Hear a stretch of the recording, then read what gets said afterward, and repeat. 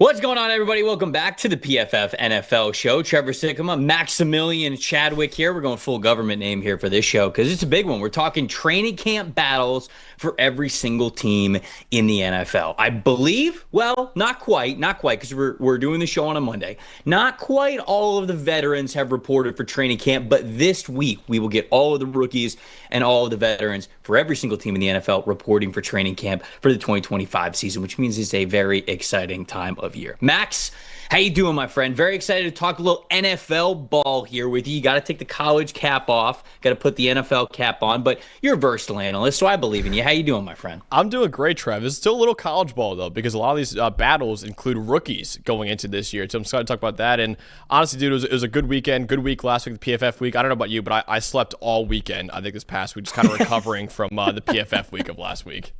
Yes, it is a massive recovery weekend. We had our all company meeting last week because a lot of us, as you could tell from this very show here, with me being remote from where Max is and where the producers are, a lot of PFF is a lot of remote people, and it was really cool. At least 1 week a year, over 100 of us from all different branches of the company get to come together, get to talk about a lot of ideas. And man, I can't give away too much. I really can't, because it's honestly not my story to tell for these departments, but the things we got cooking for you guys, whether it's in 2025, 2026, or even years in the future, the short and long-term things that we have coming at this company, it's going to blow your mind. We are going to cover the game of football like no company that you have ever seen before. So I'm very, very excited for it. It's always one of my favorite weeks of the year. And now this is as well, because we get to talk about actual football and things that are going to happen. Enough speculation season. Let's get these guys out on the field. You mentioned the rookies as a point of conversation here for some of these training camp battles. I think that's a really good place to start with our first team.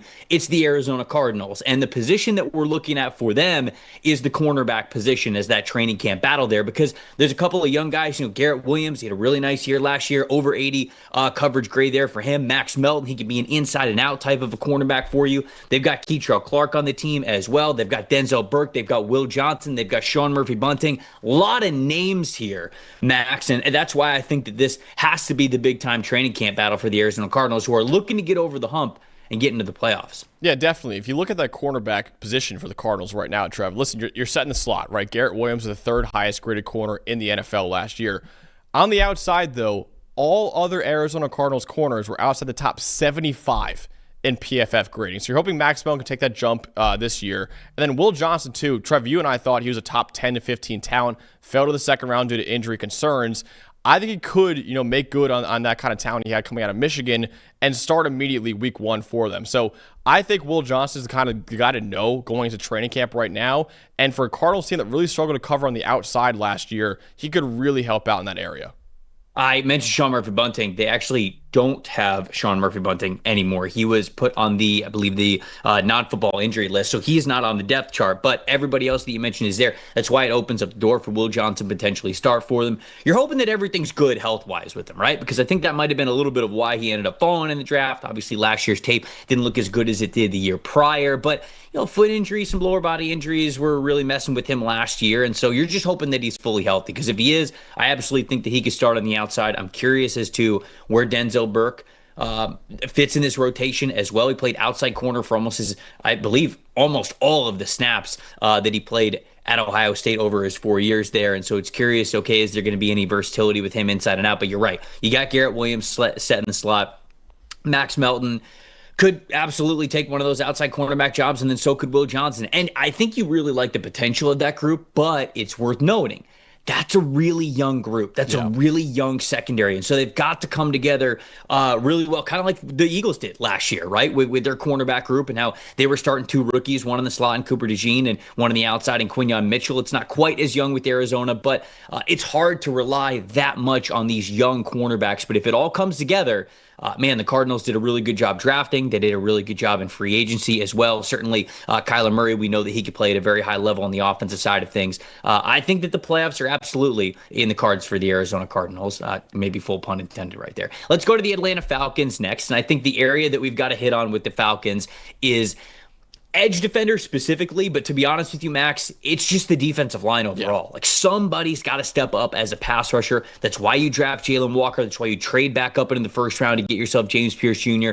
No player who played more than 50 snaps last year for them along the defensive line had a pass rush grade above 62. So somebody's got to step up, whether it was some of the young guys that they drafted last year, whether it was a couple of the guys that they drafted this year. But that defensive line for Atlanta, if they're going to compete, they got to get a lot better in that area. Yeah, the Falcons had the lowest graded group of edge rushers last year with a 52.2 grade as a unit. So, Trev, you're hoping that these 2 first-round picks and Jalen Walker and James Pierce Jr. can come in and immediately contribute to that edge group. And listen, Pierce over the last 2 years had the highest pressure rate in college football, over 22%. And Jalen Walker had a 19% pass rush win rate over the last 2 years. That was a little bit of a hybrid between a linebacker and an edge rusher. But like I said, you draft those 2 guys in the first round of the draft because of how bad it's been at edge for the Falcons, not only this year, but in the last few years. Honestly, I can't remember the last time the Falcons really had a true difference maker at edge defender. I think right now, you have veterans like Arnold Ebiketie and Leonard Floyd there, but you're really hoping that these 2 rookies and James Pierce Jr. and Jalen Walker can come in and maybe not start week 1, but immediately contribute as depth pieces for sure. Yeah, I'm with you. Of course, you would love for James Pierce Jr. to come into training camp and just absolutely look unblockable, and you feel like you got to start him right away. I still feel like Leonard Floyd is going to start for them.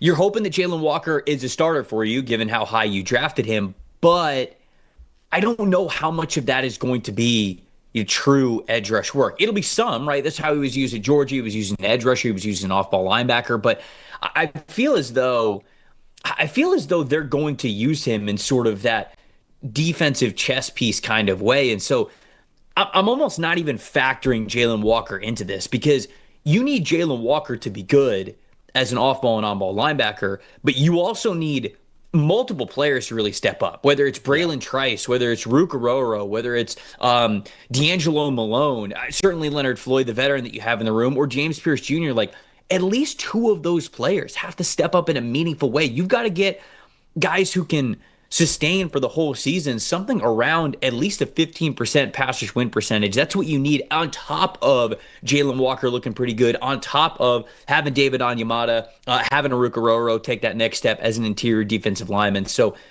they've got to have a couple of those guys really step up along the defensive line. But certainly the training camp battle, in my opinion, to watch is the one with James Pierce Jr. specifically, because if he can really hit the ground running in training camp and you're even just rotating him in a very meaningful way to start the season, you know that he's probably going to become a starter then in the second half of the season, and you feel pretty good about the investment that you made trading up for him at the back end of the first round.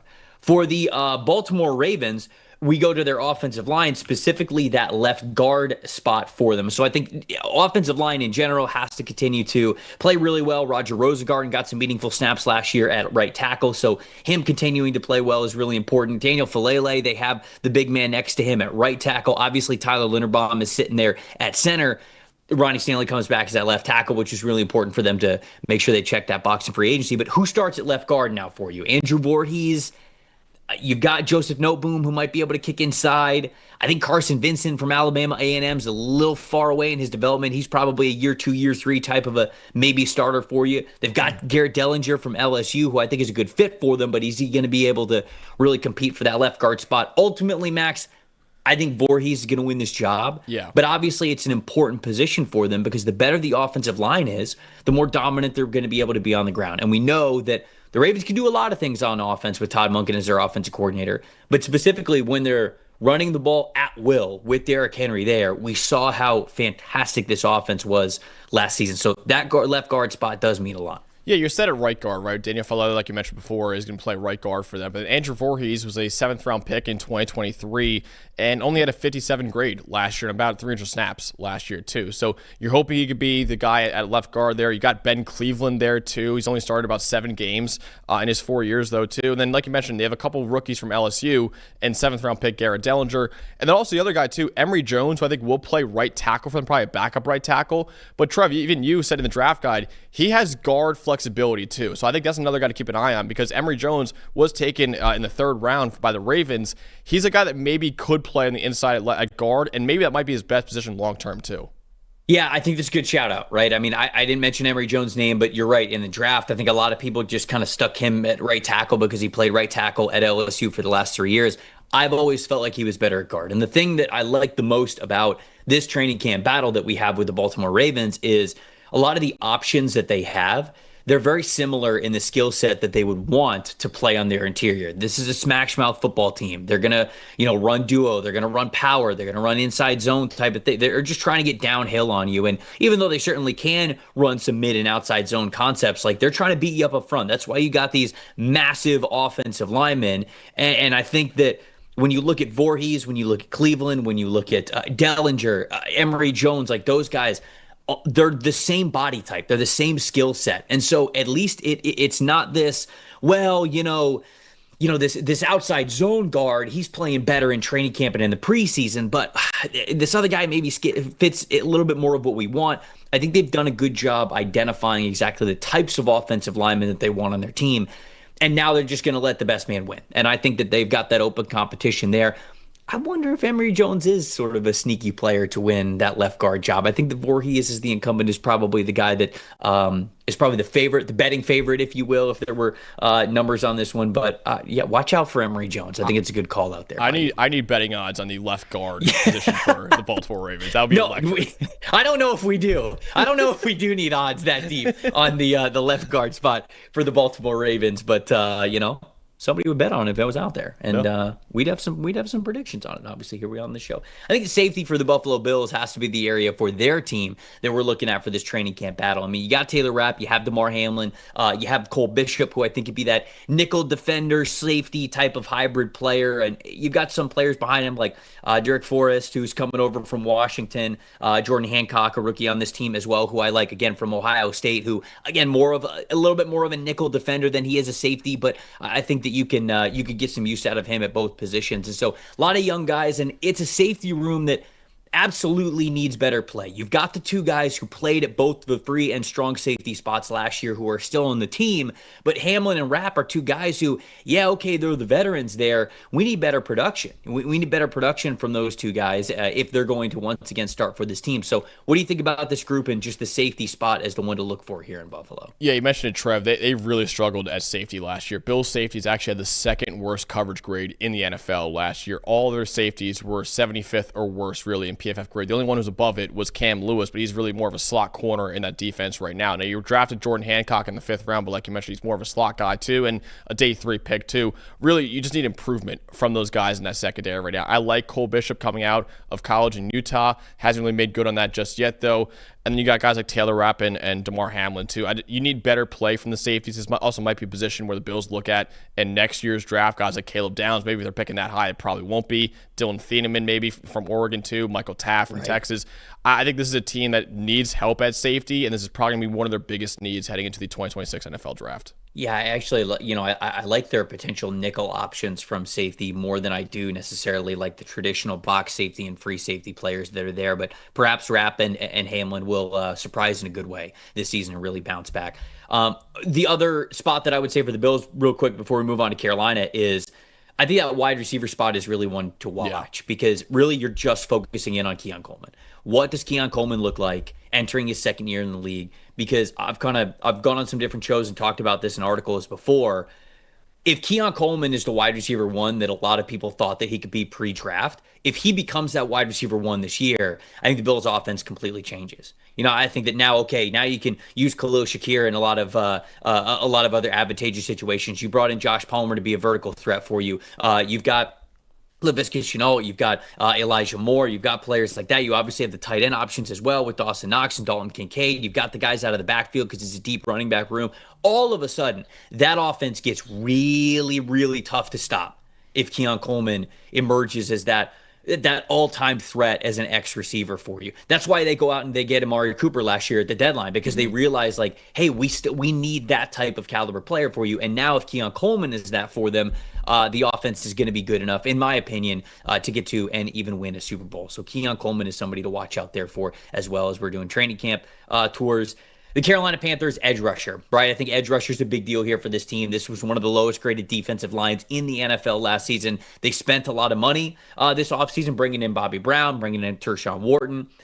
You're drafting guys like Princely Umanmielen, Nick Scorton as well. So you're hoping that you're boosting that. I know a lot of fans love DJ Wonnum too, and where he could fit sort of as an inside out just defensive line defender. Obviously, it all revolves around Derek Brown and what he could be, hopefully now fully healthy as we're hitting the ground running here with training camp. But edge rusher, I think that one of those rookies really has to step up, right? Yeah. I think that one of Nick Scorton or Princely Umanmielen has to be a starter for you, and probably has to be a starter week 1. At least by week 4, 5, 6, you've got to get that player in the mix. You've got to feel confident about him. You've got to hit on one of those guys because you made your investments on the interior defensive line. One of those guys really has to step up for you on the edge.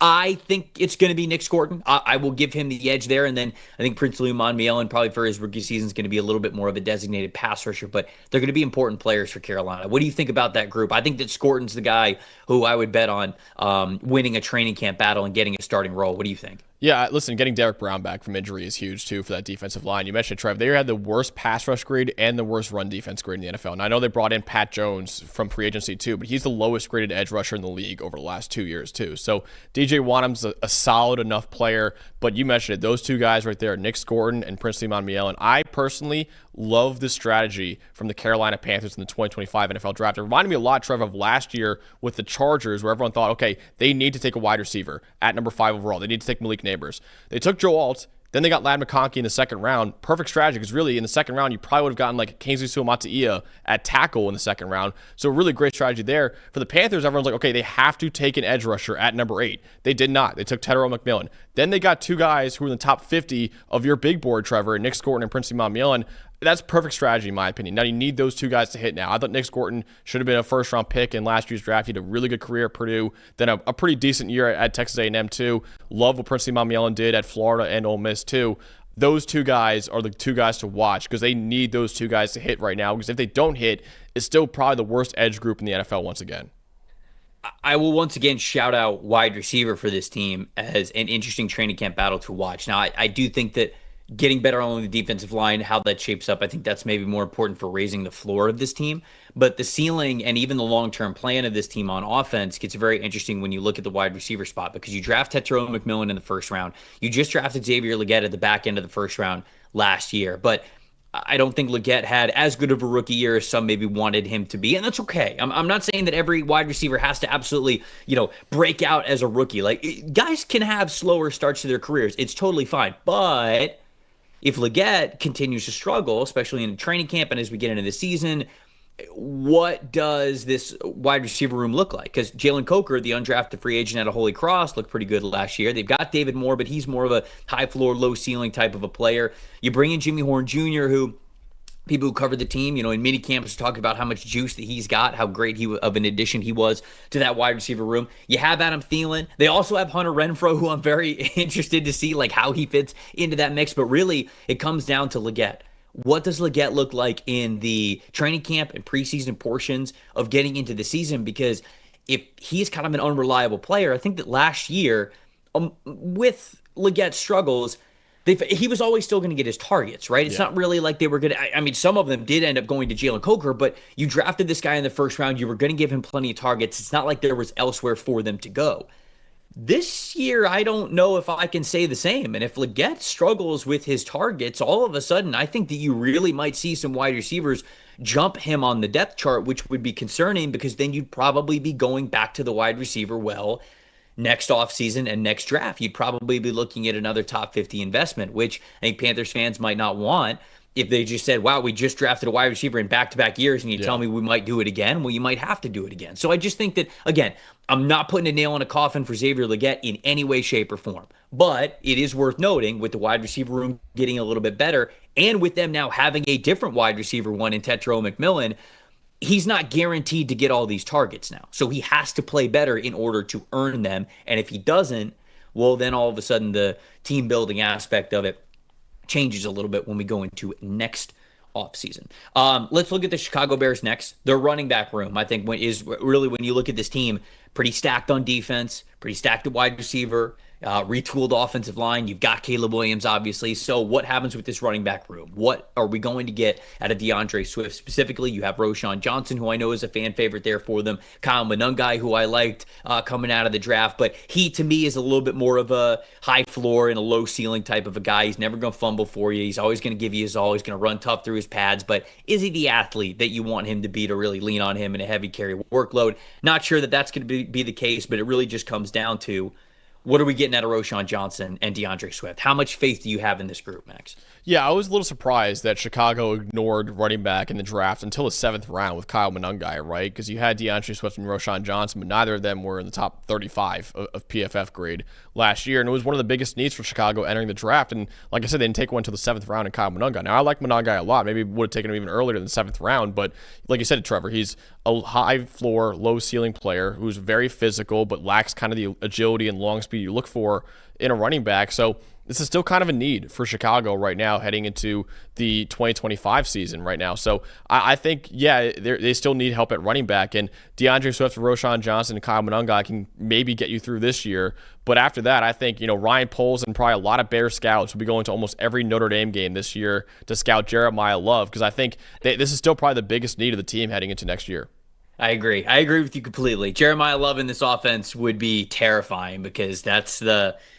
man, it's draft eligible backs. He's the best back in the country. I have no reservation saying that, man. He is awesome. So I think that Bears fans, even though Jeremiah Love is a running back, and because of that, you can see them get pushed down the board a little bit further. I think Chicago fans are hoping that they're not picking in the range of a Jeremiah Love, but if you are, he would certainly solve that issue for you if it still exists a year from now. So we'll see how DeAndre Swift and Roschon Johnson can really play out that training camp battle that we had there. Cincinnati Bengals are the next team, interior offensive line, right? And really more the guard spots. Like who's really emerging as those guards there for you? They signed Lucas Patrick. They drafted Dylan Fairchild. You have Cordell Volson, who started for you last year, but he did not have a good showing last season. They had Alex Kappa, who struggled as well. He is no longer on the team. Ted Karras is sort of that veteran presence at center. He remains at that center spot. Matt Lee reportedly looking a little bigger, because he was somebody who, man, I think a lot of people liked his tape and how fast he played, but just the weight profile with him was a little bit lower. And so it's reported that he's put on a little bit more weight, getting closer to that NFL average for the center position. So I'm very interested to see how he plays out during training camp in the preseason as well. But do you think the Bengals have done enough? Do you think there is a combination here where you could feel good about this interior offensive line, that whether it was overall blocking grade, run blocking grade, or pass blocking grade, when you look at the interior of Cincinnati, none of those categories had a grade above 60. They were all below 60. They were all in the 50s. So it's got to be much better for them. Some familiar faces, some new faces. What do you think about Cincinnati's situation there? Yeah, they struggled in the offensive line overall last year. They had the 4th worst pass blocking grade and the 4th worst run blocking grade in the NFL. And you mentioned they brought in Lucas Patrick, who's like a solid guard. He was a top 40 graded guard in the NFL last year. And you're hoping Dylan Fairchild, who drafted in the 3rd round from Georgia, can be that other starter immediately as a rookie. Probably is a favorite to start right now, actually, as a rookie, too.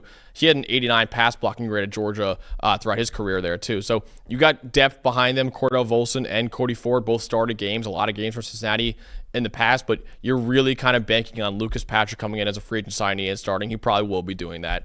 And then also Dylan Fairchild can come in as a 3rd round pick. You're really hoping he could start there. And then you're hoping, obviously, at right tackle, too, Amarius Mims can live up to the 1st round billing that he had coming out of Georgia, too. So there's a lot of unknowns, really, right now in the Bengals offensive line, but you're hoping that the guys a lot of high ceilings like Dylan Fairchild and Amarius Mims can hit those ceilings for you. Yeah, I'm interested as to what their thought process is with their run scheme, right? Because like you've got these bigger offensive tackles, these guys who you feel like you'd want to block for power there, but then you've got Dylan Fairchild, who I feel like he can certainly play in man and gap blocking schemes, power blocking schemes, but I feel like he's got some good athleticism to him as well. Lucas Patrick was playing in his own blocking scheme last year when he was playing well for a couple of good games with the New Orleans Saints. So I'm just very curious as to what the overall run scheme is going to be and how split it's going to be between more power blocking and more zone blocking with some of the new additions that they have, whoever ends up winning those starting jobs. For the Cleveland Browns, I think everybody knows exactly what this training camp battle is going to be. It's quarterback. You got Joe Flacco on the roster. You got Kenny Pickett on the roster. Now you have these rookies and Dylan Gabriel, who you drafted first, and then Shedeur Sanders, you drafted after him.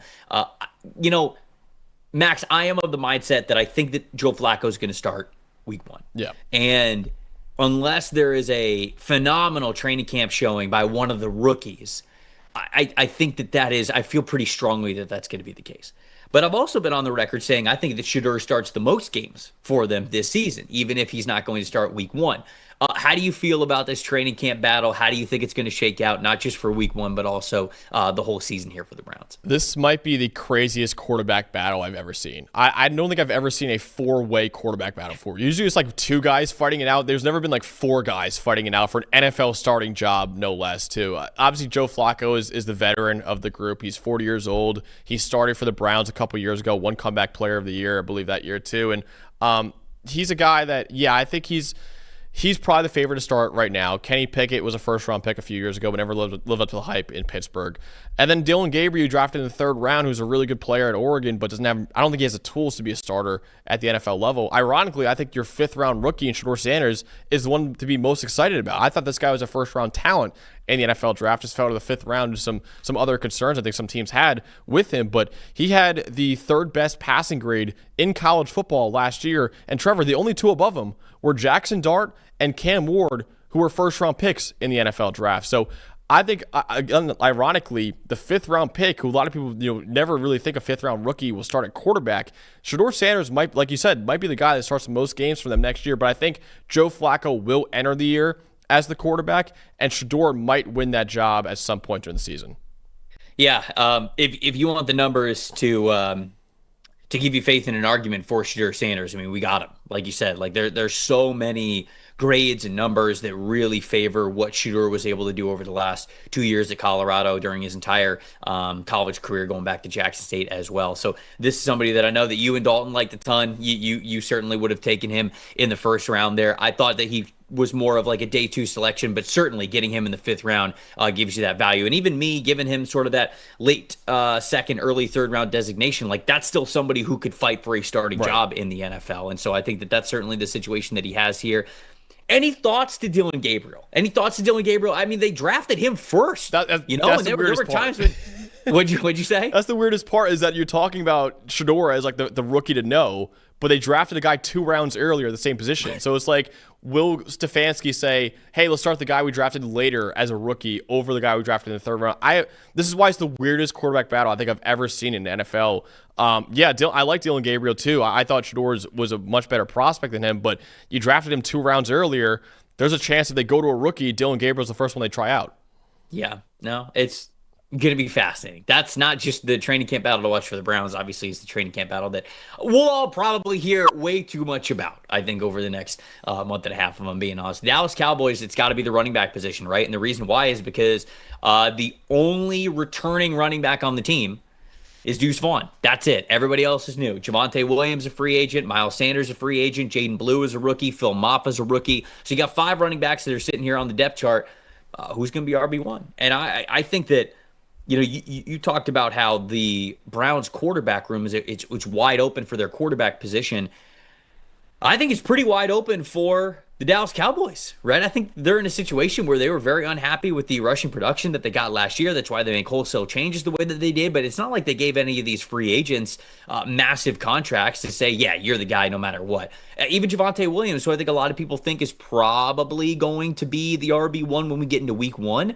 Who knows? I think it's going to be a long training camp battle here. And I think that there are reasons to boast really all of these guys. I think that, for Phil Maffa, I would say, okay, if you're giving it to Maffa, you're probably going to give it to Javonte Williams, right? But Jaden Blue, Miles Sanders, Jaden Blue gives you that track speed, great track guy back to high school. And even when you saw him at Texas, he was used a lot more in the receiving game, I feel like, than he was as a rusher. But as a receiver, man, he could really put his foot in the ground, and he could really be a great mismatch against certain linebackers and safeties. So he is somebody that I think could be dangerous to get in the mix. He hits a couple of home run balls in some preseason, and when we get into training camp, and I could absolutely see Dallas wanting him to start as a committee guy in a 1-2 committee there, and maybe even be that RB1 for them at some point because of his athleticism. But what do you think about Dallas' situation here at running back? What I think is, Trevor, I think in every mock draft that you, me, every draft analyst does from now until April, will have Jeremiah Love either playing for the Chicago Bears or the Dallas Cowboys. Because I think you look at this running back room right now, I like Javonte Williams a lot coming out of North Carolina, but the injuries have killed him the last couple of years, right? The fourth worst rushing grade in the NFL, just did not have the explosiveness that you saw from him early in his career in Denver and even back at North Carolina, too. You brought in Miles Sanders, too. He was more of a reserve back in 2024. The year before in 2023, he was the sixth lowest graded running back in the NFL. Then you drafted Jaden Blue. You drafted Phil Maffa, too. Jaden Blue I like. He's a speedster, but I think he's more of like a third down receiving back than anything else, not maybe a true number one bell cow type of running back. And then Phil Maffa, too. I liked him at Clemson. I don't think he's ever more than a running back in a committee, though. So this is still a team that I think lacks a true difference maker at running back right now. And like I said, I think you'll see a lot of Jeremiah Love in Dallas going into next year.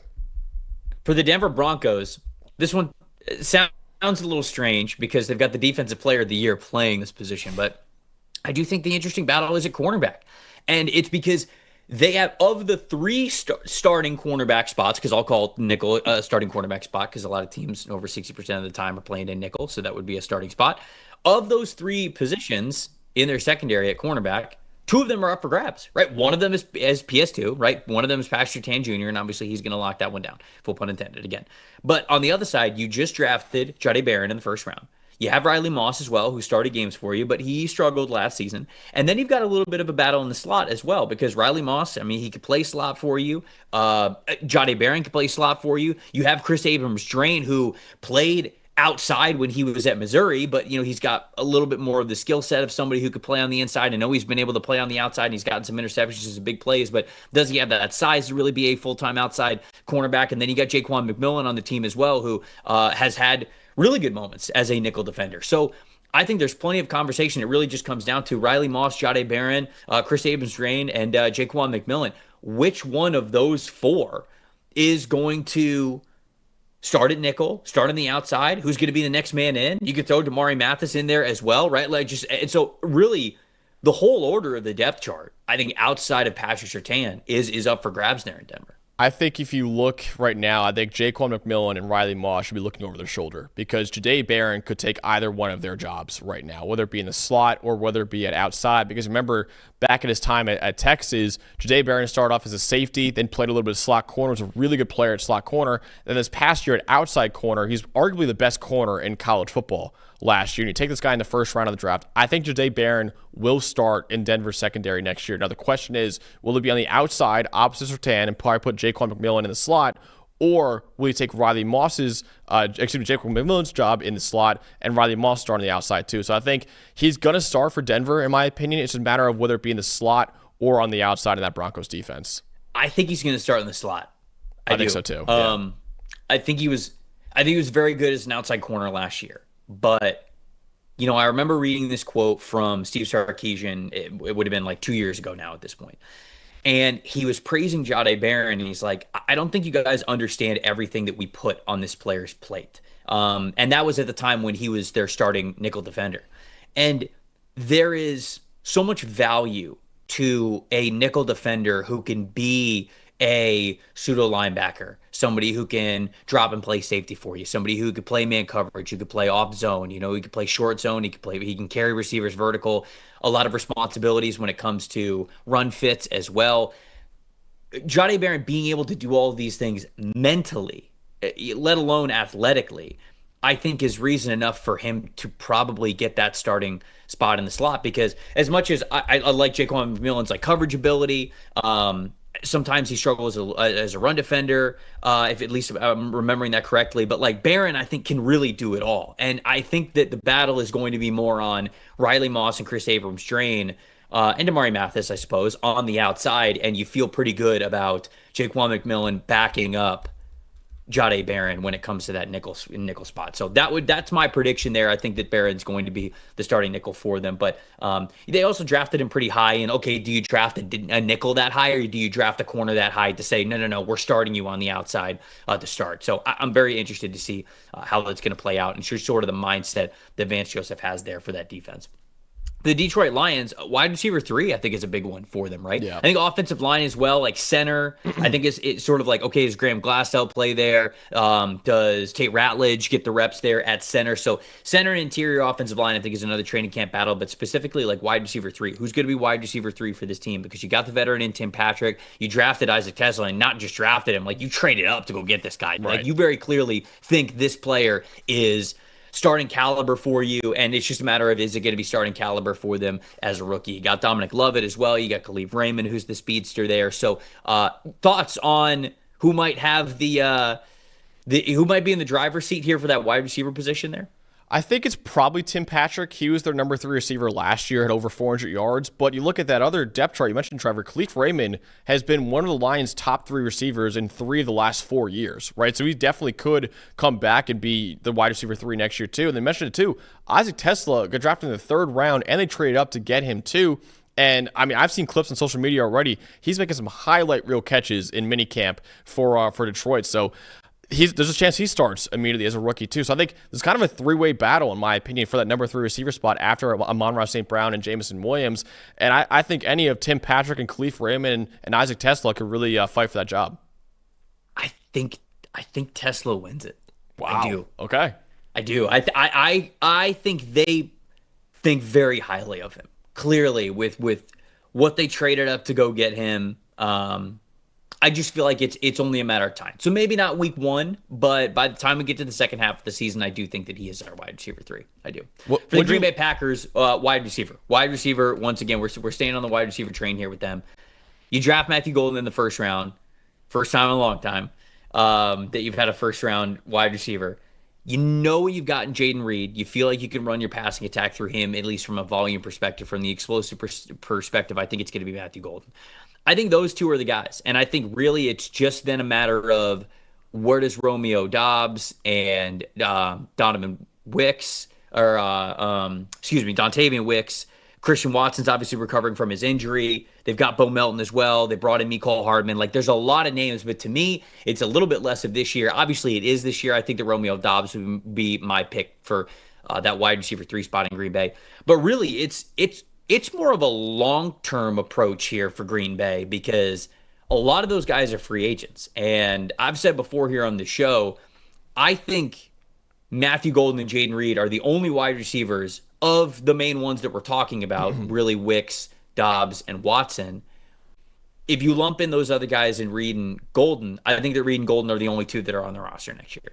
I think the other 3 are gone. I think they're going to move on. Now, that's unless one of them really takes the reins in training camp at the beginning of the season, is like, no, I'm fighting, and I'm going to be a guy who's going to be here for the long term. So, again, I think that Dobbs would be my favorite to have that selection, but he's gone through some injuries, specifically some concussion stuff, which is always a little scary when it comes to availability and just overall health. But that's my thoughts on their wide receiver room. I think that Jaden Reed's still going to be the volume guy. I think that Matthew Golden's going to step in and immediately be the explosive guy. What do you think about this wide receiver room in Green Bay? I would agree with you. I think those are the 3 probably for Green Bay. And listen, they've lacked a true number 1 receiver really since probably Devontae Adams got traded away, right? So they have not drafted a receiver in the first round in over 2 decades until this past year in Matthew Golden. And they're hoping he could be that number 1 guy alongside Jaden Reed too. And Matthew Golden's got that kind of speed element they're kind of missing in that receiving core too. Christian Watson coming back from a torn ACL, still probably going to miss a little bit of the season, I think, too. And then Dontavian Wicks is a solid player. I think Romeo Doubs will probably be the number 3 receiver. Other guy to watch out for, they did draft Savion Williams, too, in the 3rd round of the draft. Now, he's kind of more of an offensive weapon in like the Laviska Shenault role than anything else, but he does play wide receiver. He could see a lot of action, too, as kind of like I said, an offensive weapon who could kind of run the ball for you a little bit, get to catch some screen passes for you, maybe catch some downfield passes, too. Savion Williams should not be forgotten about, because they did take him in the 3rd round of the draft. That's a good call out. That's good. It's a lot of names. There's a lot of names on this Packers receiver depth chart, but I don't know how many of them are long-term options. Obviously, the guys that are on rookie contracts are going to be there for a little while, but outside of that, man, I think it could look totally different after this year. And I think how we start training camp could be could be a good indication of what's going to happen a year from now when we get into the offseason. For the Houston Texans, offensive line, right? I mean, it has to be. I mean, speaking of names to know, I mean, you never have this much of an open competition, I think, with the offensive line the way that the Houston Texans are. I think that the guy that you feel best about is Titus Howard. He's been able to start for you at guard. He's been able to start at tackle. I think he could play either spot, and he's sort of your chess piece, in my opinion. He's the guy that you have, and you say, okay, what are our best five around him? And we could play him inside or out, depending on what's going to happen there. Blake Fisher, you feel like he's going to man one of those offensive tackle spots, likely that right tackle spot like he did last year. They have Jarrett Patterson. They've got Juice Scruggs. They got Ed Ingram. They've got Jake Andrews. They got Laken Tomlinson as interior offensive linemen, but they also have Trent Brown. They drafted Ariante Ursary. They brought in Cam Robinson, too, who certainly was a starter with the Jaguars before he moved over to Minnesota last year, and now he's over in Houston. So just so many names. It feels like that we have talked about as depth or spot starter offensive linemen around the league have now descended upon the Houston Texans offensive line room. And again, outside of Titus Howard, and I would say Blake Fisher as well, I would say that those dudes for sure have those starting spots on lock. I just don't know which spot it's going to be with Titus Howard. And then I figure that it's going to be that right tackle spot with Blake Fisher. It's totally open competition. So it's not even, center, guard, tackle. It's everything. It's got to be a lot better than what it was last year. It absolutely does. Now you trade away your all-pro left tackle and Laramie Tunsil, too. So now all five spots are essentially up for grabs this offseason in Houston. Cam Robinson would probably be the starter at left tackle, but he was outside the top 50 in PFF grade last year. Laken Tomlinson comes in from the Seahawks at left guard. You got Titus Howard now moving into right guard now. Blake Fisher playing right tackle, but Blake Fisher, I believe, was the third lowest graded tackle in the league as a rookie. You're hoping to make a massive year two jump next year. And you mentioned Jared Patterson's back at center. He's competing for that job, though, with Jake Andrews. Then you got Juice Scruggs, Ed Ingram, Trent Brown, and then mentioned, too, Trevor, Ariante Ursary is waiting in the wings, too, as a second-round pick. Liked him a lot at Minnesota. It's a really good run blocker. You're hoping he could be a long-term starter at left tackle for you, hopefully. Maybe he takes that job over from Cam Robinson at some point in the season, too. But you mentioned it, all five spots. This is why I put offensive line here, not just one position, because all five spots seem to be kind of up for grabs right now in Houston. Yeah, Ursary is interesting because I think early development on him at the NFL level will be really important for Houston, not just for like that left tackle spot, but also, is he a tackle or guard type of a thing? Because he's got the body type, or just the frame of a guy who you probably want to put on the interior, but he's got some fast footwork. He knows how to be a good puller. He knows how to get out on the hoof. And so with that fast footwork, you want to kind of give him a chance to still play at that offensive tackle spot that he was able to play at Minnesota. But, I wondered at times watching his tape, I was like, man, are we just kind of putting a little too much pressure or stretching him a little bit too thin, putting him at tackle? Is it going to be better to just put him inside a guard? So if he develops as a tackle, yeah, he's probably taking over at left tackle. And then if you fast forward a year, like let's say Jarrett Patterson looks really good at center. Let's say you're cool with Titus Howard at one of those guard spots. Let's say Ariante Ursary develops and feel good about him at tackle at one of those left tackle spots. Blake Fisher's at right. Now all of a sudden, all right, the outlook of the offensive line is a lot better. But if Ursary can't, he doesn't really look like an offensive tackle at the pro level, now you're starting to think about things a little bit differently. Now you're starting to talk about a trench priority when you get into next year's draft. So we'll see how that plays out. For the Colts, quarterback. Right. I think there's a lot of different spots on the roster where, corners, you've got some new corners in there, like secondary just overall has got to play better, a little more consistent for them, I should say. Maybe the linebacker level as well. But, man, it all comes down. They're losing some stuff along the offensive line. So like Tanner Bortolini, Mac on Cavs, like how are those guys going to fit into the mix along the offensive line? But it is all second place at best to the eyes and the attention that we're going to be putting on the quarterback position. Anthony Richardson, Daniel Jones, even Riley Leonard. Who's QB1 in this team? I think that it's probably between Daniel Jones and Anthony Richardson, but I think it's basically a wide open competition. I think that Shane Steichen and Chris Ballard both realize that if it does not go well for Indianapolis this year, I think they're both gone. And I think a lot is hanging on what happens early in this quarterback battle and how much confidence you feel in one of these players. Do you have a sense one way or the other about who you think is going to be the week one starter here for Indianapolis? Yeah, it's not quite the four-man circus that we have in Cleveland right now, but this is still a massive quarterback battle in Indianapolis. As you mentioned, it's Shane Steichen. he needs to find out who's his quarterback, because there's kind of some pressure mounting on him right now. And Anthony Richardson's a lot of pressure mounting on him right now with sub 65 grades in each of his first 2 years. The question for Shane Steichen is, do you give it one last go with Anthony Richardson, try to make him a franchise quarterback you drafted him to be at number 4 overall? Or do you go with the higher floor player in Daniel Jones, who, of course, has a lower ceiling, but Daniel Jones has at least a 70-plus PFF grade in 4 of his last 5 seasons, right? So at least there is a floor there with Daniel Jones. Now, the floor is kind of a below-average quarterback, and the ceiling really is a below-average quarterback, but at least you have that. Whereas Anthony Richardson, when he's been out there, it's been like one of the worst quarterbacks in the NFL, right? So the question is, does Shane Steichen go with the higher ceiling play one last time, take the roll of the dice one last time with Anthony Richardson, or do you go with the safer option in Daniel Jones? I have no idea what Indian is going to do in week 1. Walt in the chat is saying he thinks the head coach of the Colts, Shane Steichen, is tied to Richardson.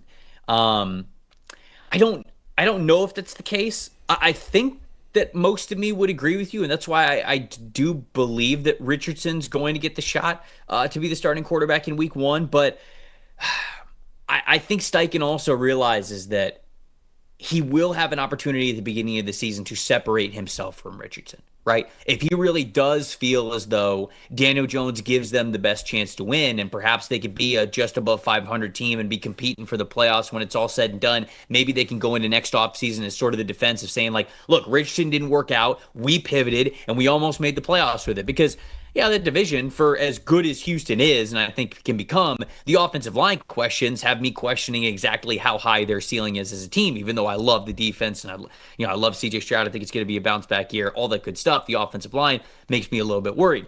So can they compete in that division? Can it come down to the last week with Daniel Jones? And if it can, I do kind of believe that Steichen would move away from Richardson, but I think if he's going to do that wholeheartedly, it would be early. So we'll see how that ends up panning out. I'd still say Richardson's the week 1 starter right now, but man, if it looks bad in the preseason, I think that will be Steichen's time to say, nope, okay, done with him, not thinking about it again. We're moving on. Yeah, and real quick, Trevor, I think it was really telling that Daniel Jones has a $14.5 million cap hit next year, which is 18th highest among all quarterbacks. And of course, it's not like a top 10 cap hit or anything like that, but that's still pretty much starting caliber money.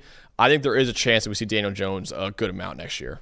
Oh, Walt's saying that he thinks that he's tired of Richardson. Yeah, I mean, I think that everybody's tired of the inconsistencies, yes, but I think that a lot of people would also have the conversation of, hey, you drafted this guy very, very high. This was part of your regime. Is he tied to Richardson's success? I don't know. I do think that he's tired of the inconsistency. I think that we saw that last year with him being benched, so I do think that is true. Austin Smith with a $2 super chat. We appreciate it. Thank you, Austin. He's saying, when are we getting the next NFLSC episode? We're recording it today, and I believe it will be out sometime on Thursday at the regularly scheduled time. We're doing cornerback rankings. Ooh. I ranked 29 corners. I got 29 of these guys watched, Max. Damn. 29. Feel pretty confident. Who is? Can you give pretty good. You want to give a spoiler or no for who CB1 is, or you want to say that for the show? CB1 plays in the SEC. Okay. And your boy AJ Harris is top 3. I got him top 3. Love that. See, actually, Trevor, the real CB1 plays for Notre Dame and is not eligible until 2027. You keep telling me this. Leonard Moore, baby. Leonard Moore is disgusting. He is very, very good. But 2027 guy. Now that I've watched all of these guys, maybe I just need to watch Leonard Moore. Maybe I just need to be like, all right, let's see what's coming up next year. Maybe I could do that. Yeah. Okay. Jacksonville, running back spot. Their running back spot's kind of interesting because they draft Bashal Tutin, they draft LaQuinn Allen. So those are 2 rookies. You have Travis Etienne, who's been on the team forever, but he's going into the last year of his contract, and it kind of feels like this is just his last year at Jacksonville. Yeah. You got Tank Bigsby next to him as well. Some people have been asking for Tank Bigsby to be the starter. Ultimately, I do feel like Travis Etienne is going to be the week 1 starter for this team. But I think the question becomes really of the rookies, really of like Bashal Tutin and LaQuinn Allen. Do we see enough from them in the preseason and in training camp to where if we get halfway through the season and the Jags rushing attack is very anemic, it's not doing anything for the team, it's not really moving the needle, they know that they're probably moving on from Travis Etienne. do they start to lean into those guys a little bit more? Do we start to see those rookies get a lot of significant snaps and targets and touches and everything for them? So I don't think that this training camp battle for the Jags is going to mean a lot for week one. I really don't. But I think it could mean a lot for the second half of the season. What do you think about this situation? Yeah, absolutely. And listen, Etienne kind of lost his grip on RB1 last year, right? Tank Bigsby had over 200 more rushing yards than Travis Etienne last year. And Etienne, of course, was the first-round pick back in the 2021 NFL draft. And Etienne was the seventh lowest-graded running back in the NFL last year. So you have Tank Bigsby still there, still fighting for the RB1 job. You mentioned Trevor, Bashal Tutin, and LaQuint Allen. I like both those guys coming out of college. Tutin at Virginia Tech was this speedy running back, was the fastest running back at the NFL Combine. Also broke a tackle on 35% of his carries last year. And then LaQuint Allen is an outstanding receiving back coming out of Syracuse too. So kind of gives you a different element in that backfield too. So those two guys, Tank Bigsby and then Travis Etienne too, now in a contract year. This is a massive make or break year for Etienne. I'm kind of with you, Trev. I think this is probably his last year in Jacksonville. But even so, he still needs a good year to prove to other teams like, hey, I can still be a starting caliber running back in the NFL. Totally. I totally agree with you there. So it'll be interesting to monitor no matter what, whether it's a long-term answer for the Jags or for any of these guys who are going elsewhere. For the Kansas City Chiefs, offensive tackle, specifically left tackle, right? What's it look like there for that team? You signed Jalen Moore, and I think that you signed him because you're like, hey, no matter how the draft goes, we've got to have somebody who's a new body there because Kingsley Suamataia didn't work out at that left tackle spot. You're hoping that you can kick in and he can play that guard spot now with Joe Thuney in Chicago. And, of course, there's Josh Simmons as well, who I thought Josh Simmons was one of the best offensive linemen in the country last year through 5 games before he got hurt. Now, of course, you have to give the full context of saying Ohio State's schedule through their first 5 games last year was not very stout. He didn't face a lot of really great pass rushers, but still, I think that Simmons showed a lot of great potential. I really liked him even in his 2023 tape. I had him as OT5 going into the season last year. I only loved even more what I saw in that little bit of action that he got in 2024. And so I've got a lot of faith in him. I know the Chiefs do as well. If he can come in and start at that left tackle spot and look good right away, man, it's going to do so much, in my opinion, for this team. So really, that training camp battle is simply how Josh Simmons looks, in my opinion, for that left tackle spot. Yeah, if he's ready, he's going to start. And I like Josh Simmons too. I think I was a little bit lower on him than you were, Trevor, but I still liked him a lot. And you see that kind of athletic ability he has at left tackle. And you mentioned it. Yeah, he played 5 games against subpar competition, but he had the lowest pressure rate allowed among all tackles in college football last year. So really good until obviously that Oregon game when he went down the torn patellar tendon. You're hoping he's ready to go week 1. It's also worth mentioning, though, they did give Jalen Moore a 2-year, $30 million contract. Right. Jalen Moore has never been a starting tackle in the NFL. In fact, he's never even played more than 270 snaps in a season, but he has back-to-back 70-plus grades during his time with the 49ers as kind of a swing tackle for them. So you gave Jalen Moore $15 million a year. You drafted Josh Simmons in the first round, too. You're hoping Simmons can be the guy immediately week 1, but if not, you did give Jalen Moore $15 million as kind of a backup tackle. Maybe he could start for a little bit before Josh Simmons is truly ready to take over the job. Yeah, they're not going to be afraid to play him, right, because of that money that they guaranteed to give him. So I think it will be very interesting. If Josh Simmons is the starter week 1, it will because he has really earned it. Yeah. Like, I don't think they're just trying to give him, again, because of that contract that you give Jalen Moore, you feel all right about starting him. You're like, okay, this is the floor is here. It's just a matter of, is Josh Simmons playing enough to reach the floor consistently and give you a much higher ceiling? So if he is that starter early on, even as week 1, he will have earned it. And I think the Chiefs are going to feel pretty good about where they're at. Before we move on to the next team, talking to all the parents out there, asking them a question, an important question. What's your child's future success look like for you? Think about it. Maybe it's your kids getting to travel the world pretty freely. Maybe it's them just living in their own house. Maybe it's them owning their own business. Whatever that looks like, you can help them achieve that right now with a kids investment account from Fabric by Gerber Life. Fabric by Gerber Life was designed by parents for parents to make it easy to plan for and manage your family's financial path. With the kids investment account from Fabric, you can start investing in your child's future today. Kids can't invest while they're minors, but this kids investment account specifically allows you to invest on their behalf and gives their investment so much more time to grow. Whole thing is very easy to set up. You set it up online, starts with $20, no contribution limits to it. It's got tax advantages for you. The funds are SIPC insured up to $500,000. Plus, there's no commission fees to it, just that low, flat monthly maintenance fee. And it's not just for when they're older. I mean, when they're younger too, it's tuition, it's music classes, it's sporting events, it's tutors, things like that. And then when they are a little bit older, maybe you are helping them buy their first car, their first house, travel the world, start a business, whatever that looks like. Join the thousands of parents who trust Fabric to help protect their family. Start investing in your child's future today at meetfabric.com/PFFNFL. That's meetfabric.com/PFFNFL. MEET fabric.com/PFFNFL.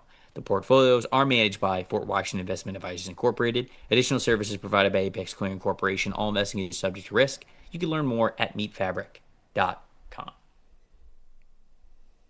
So the Raiders, a lot of change with the Raiders this offseason. Wide receiver, I think, is the big training camp battle here for them. I think their offensive line pretty solidified from what it was last year. I think those guys are going to be even better. Certainly, Geno Smith coming in is a big change, but we don't think that that's any sort of a competition. As much as Raheem Mostert has had success in this league, Ashton Genty is going to be the starter at running back. So the offensive side is figured out outside of the wide receiver position. And there's some names. There's some guys to think about. Jacoby Myers, I think, has been an underrated wide receiver in this league. Trey Tucker's a deep threat for you. But so are rookies like Deontay Thornton from Tennessee, like Jack Besh. How is he going to complement Brock Bowers? They brought in Colin Johnson as well. It really is a matter of, and I don't know the answer to this because this also goes into the training camp battle portion of it. It's a new head coach. It's a new offensive coordinator. Who is Chip Kelly going to prioritize? Right. What kind of offense is Chip Kelly going to implement here? Is it going to be a big-time vertical stretching offense? Because if it is, Deontay Thornton's going to be maybe the second best wide receiver option that they have, outside of Brock Bowers. But if it's going to be something where, okay, it's going to be a little bit more West Coast, it's going to be something that's a little more short to intermediate, maybe you're starting to get guys like, okay, Jacoby Myers is in that group, Jack Besh is going to be more in that group, Tommy Mellott, the former quarterback from Montana State who's converting over to wide receiver, he's got some athleticism to him, so how's he going to, fare in this training camp battle there? So it really just comes down to, I don't know what style of offense Chip Kelly's going to want to have. I think his history tells us it's going to be a little bit more vertical, but what do you think about this situation, Max? It reminds me a lot of the Cardinals cornerback battle we broke down where we know who the slot player is going to be, Garrett Williams and Jacoby Myers for the Raiders. I have no idea who's going to play on the outside for Las Vegas this year. In fact, Trevor, a lot of depth charts you look at, Dante Thornton, even though he was a 4th-round pick and Jack Besh was a 3rd-round pick, Thornton's listed as a starter for a lot of depth charts right now. There's a lot of buzz around him in training camp. He's got unreal tools for the position. I believe he's on 6'4", 6'5", and he runs very, very fast too. He's that vertical stretching weapon you want in that offense. But Jack Besh is a guy who was a really good route runner at TCU, really strong hands for the position too, had a great Senior Bowl this past year too. And then you still have Trey Tucker there, but Trey Tucker as a vertical weapon, but he's the 115th highest graded receiver in the NFL last year. So I know what we've got in Jacoby Myers, one of the better slot receivers we have in the NFL. But on the outside, you can see a whole number of players, whether it be Trey Tucker again on the outside, or it could be a couple of rookies and Jack Besh and Dante Thornton, or even Tommy Mellott maybe too. It's really interesting to see what's going to happen on the outside and that Raiders offense this year. For the Chargers, I think that there's a lot of fun, younger players to watch on this team, right? Where Omarion Hampton is, how much they're going to lean on him as the lead back there. What does Trey Harris look like in this offense? Is he automatically wide receiver 2? Is he a vertical stretching wide receiver 3? What does he look like there? Some of the new interior defensive line, or sorry, should you say defensive linemen in general? You got Kyle Kennard, you got Jamar Caldwell, Junior Colson, Diane Henley. Like, what do those guys look taking that next step this season? I think the secondary really was able to play out pretty well last year with Gilman and Derwin James coming back and being healthy, what Cam Hart was, what Tarheeb Still was, right? So there's a lot of interesting, younger players who can take that next step up. But I think the battle, if we're staying true to the title of the show, really for the Chargers, is how does that interior offensive line shape out? Like, is Zion Johnson just that guy at center that you feel good about? Is Bradley Bozeman going to be in the mix there for that center spot or the guard spot? Certainly. What is Mekhi Becton? You think that Mekhi Becton's going to start at one of those guard spots as well, but really to me it's what is the order and operation and how good do you feel about that interior offensive line with the Chargers this year? Trev, it's fascinating because you got Zion Johnson, who's been a guard his entire career, at least at PFF, whether it be at Boston College his entire career or with the Chargers. He's never played a snap at center, and now they're listing him as a starting center.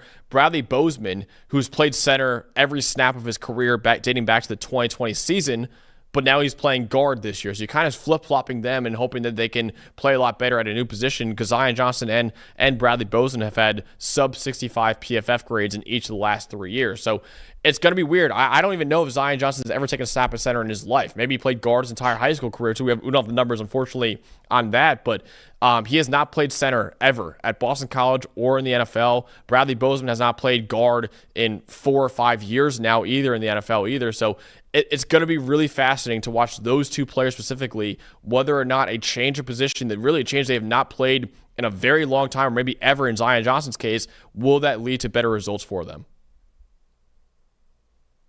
Yeah, and I guess they just weren't happy with what they were getting last year, so maybe they're just sort of, I don't know. I'm very curious as to how they feel about it once you start to get live bullets, if you will, in training camp and joint practices and preseason, if you feel good about those changes that you made there. For the Rams, I think a lot of the Rams roster is sort of already solidified, but I think the linebacker level, what does that look like? Because Omar Speights really played well for you last year as an undrafted free agent out of LSU, so I think they feel good about him, but there have certainly been times where undrafted free agents have played well, in spurts as a rookie or maybe early on, and then it just kind of, teeters off a little bit. Do we get that with Omar Speights at all? They brought in Nate Landman. They drafted Chris Paul Jr., who I thought was a gem for them, a steal for them, where they got him in the draft. So he could certainly earn one of those linebacker spots. It wouldn't be certainly out of the cards for the Rams to basically give anybody a chance to stand out at linebacker. I'd love to see Omar Speights and Chris Paul Jr., who, man, when I watch Chris Paul Jr., I know he's a little undersized, but again, so was Omar Speights. And he played really well in the Rams system, and they really got him up to speed very quickly. And I think that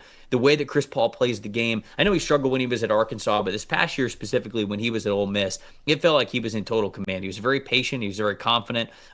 He was able to defend the run well. I thought he was really good when he was manipulating space as a zone defender. So I just felt like he had the mental processing for the NFL level. And I think the Rams are really going to like him. I wouldn't be surprised if we get those two young guys, Omar Speights and Chris Paul Jr., starting. Maybe not week one, but at some point. And I think we'll see some flashes from them in training camp. What do you think? Yeah, it's going to be interesting because Omar Speights and Nate Landman were both among the top 40 highest graded linebackers in the NFL last year. We mentioned Chris Paul Jr., Trevor. I loved him. I thought he was one of the best linebackers in last year's draft. I would have taken him a lot higher than the 5th round of the draft where he went. So the 6th highest graded linebacker in college football last year.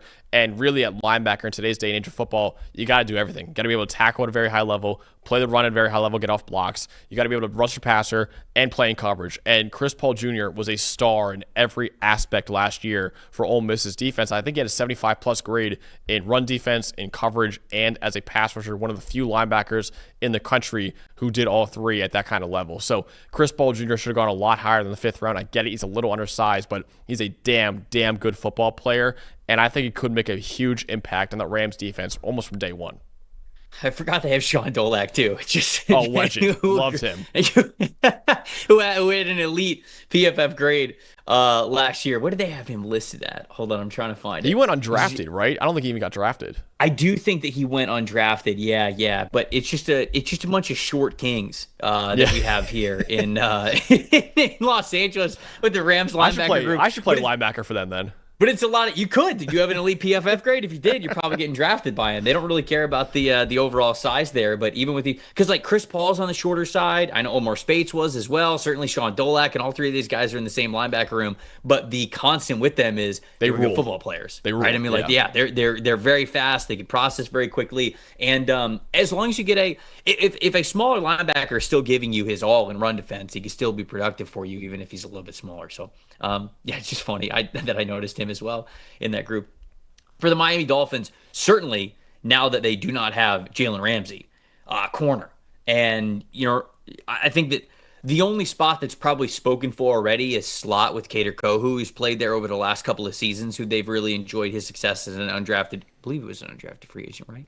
Or I believe maybe so, it was late day 3. But whatever. They've really enjoyed him outplaying whatever draft position that he had there. But somebody's got to step up. It's going to be Storm Duck, Cam Smith, Jason Marshall Jr., Artie Burns is on this team, Keno Sheffield is on this team, but BJ Adams as well. But man, it's like it's hard for me to think that they're going to get starting caliber production out of 2 of those players and the names that I mentioned, who you're going to feel really great about. I think that's asking a lot of your cornerback position, even with a really good safety group in Ifeatu Melifonwu and Mika Fitzpatrick now that you got over from the Jalen Ramsey trade. I think it just might be a long year for the Dolphins at cornerback. What do you think? Trevor, what I think is every Miami Dolphin fan should be tuning in on Thursday to NFL SC for your cornerbacks episode, because I feel like this is the position they really need next year. And you look at them right now, I think it's the worst group of corners in the NFL. It's tough when you look at it right now. Storm Duck was 96th in PFF grade last year. Cam Smith had a 33 PFF grade in his second year, and right now is the favorite to start on the opposite side. Kader Kohu, I think, is a solid starting slot corner, but not a star anymore like he showed in his rookie year. And then as for depth, you got Ethan Bonner, who's only played 39 snaps in his career so far. Jason Marshall Jr., Florida Gator great, of course, but only a fifth-round pick coming out too. This is easily the worst position on Miami's roster right now, and it is completely up in the air right now after trading away Jalen Ramsey. And like I said, they are very much going to be looking at any of the top corners in the 2026 NFL draft. Yeah, thankfully for Miami Dolphins fans who might be tuning in on Thursday to NFLSC, come hang out with us as we'll talk as many corners as possible.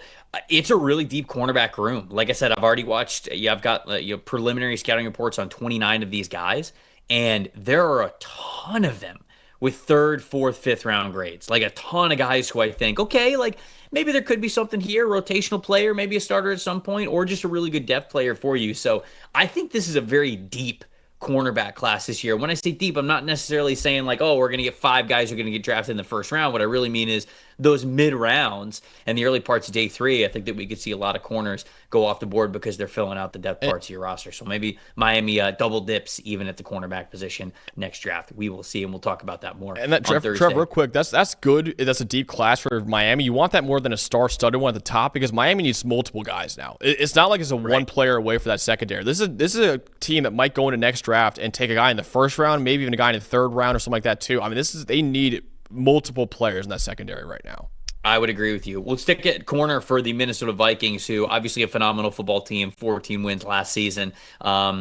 Just a great year, but they're replacing a lot of snaps at corner. I believe they're replacing over 2,000 snaps total at corner from the guys that played for them collectively at nickel and on the outside. You bring in Jeff Okudah, you bring in Isaiah Rodgers, you got Mekhi Blackmon, who's coming back from injury. You've got Dwight McGlothern as well, who I know some people were big fans of when he was coming out of Arkansas. You brought back Byron Murphy Jr., which I think is really important for him to man that slot position for you. You feel good about him being an inside-out guy, but he can really man that apex spot between the outside wide receiver and the offensive line. So you love how he plays the game. You've got those 2 veteran centers now, or veteran safeties at this point. Certainly guy who's about as seasoned as it gets in Harrison Smith. I mean, if he's still got something left in the tank, you feel good about the awareness and just anticipation that he has over his years playing the game. What year is it for Harrison Smith?